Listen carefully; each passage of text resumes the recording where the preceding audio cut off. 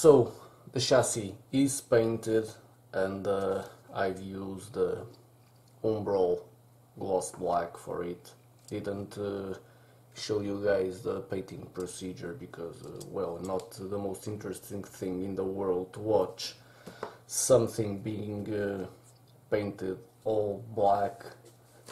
So it is ready for assembly, same as the engine, and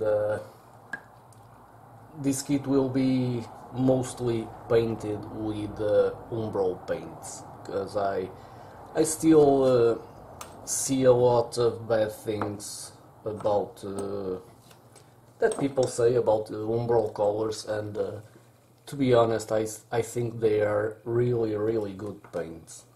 Well, they have one drawback: they still take too long to dry, at least 24 hours, but you have a very high quality finish with these paints, and they are very resistant. For example, here you have one of the rims, and as you can see, it's painted with a gloss green, and just look at it. It's almost doesn't need any clear coat.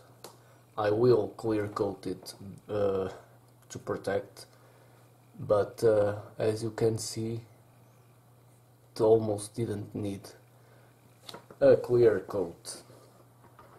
Of course, it will not be 100% painted with Umbral colors, because some of them I don't have here with me, so I'll use the ones I have. So just to finish, here's another example of the quality that you get with this paint. As you can see, you get almost a mirror-like finish without anything. I didn't sand or polish, nothing. Don't mind the grille here because it will be painted black, so I didn't take too much effort covering it. But the rest, as you can see, almost perfect.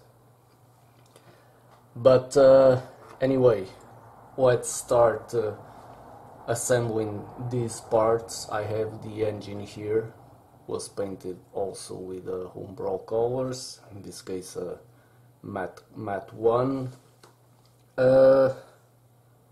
And we'll start with the engine, then we'll assemble the whole engine into the frame, because I called it a chassis, but it's still like more like a frame than a chassis. But let's get our hands to work and start assembling all this.